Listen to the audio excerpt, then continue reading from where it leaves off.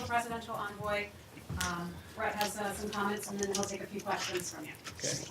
No maps today? There will be one. Yeah. 3 key decisions were made right off the bat as soon as President Trump came into office. Number 1, he issued a directive within, I think, his 3rd day for all of us to really look to accelerate at the overall defeat of ISIS.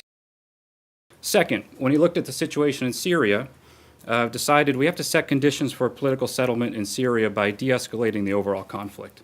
This is a conflict that killed 400,000 people, displaced 11 million people, and obviously the situation, we had to look to ways to bring it under control. We had tried things like national ceasefires, they hadn't worked, so we really took a new approach.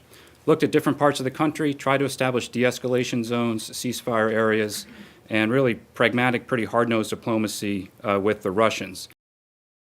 Finally, holding Assad accountable for his chemical weapons use and proliferation. I think the April 6th strike ordered by the president, we actually happened to be in some negotiations with the Russians while all this was going on, had a pretty dramatic effect, I think, on the overall situation, our ability to exert some leverage on the overall situation in Syria.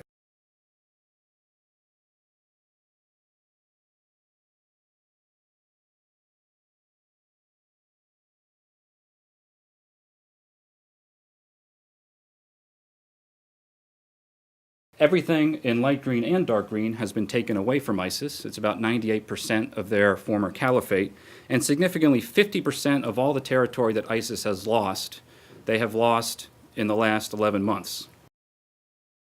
We will also remain present in the other areas of Syria to make sure that ISIS cannot return and to make sure that we can help with these stabilization efforts so people can return to their homes. About 1,000 Syrians are now returning every month.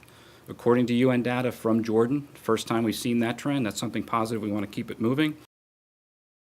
It takes focus and attention and prioritization from the top, and that's what we got on day 1 from the president and when the secretary came in and from Secretary Mattis.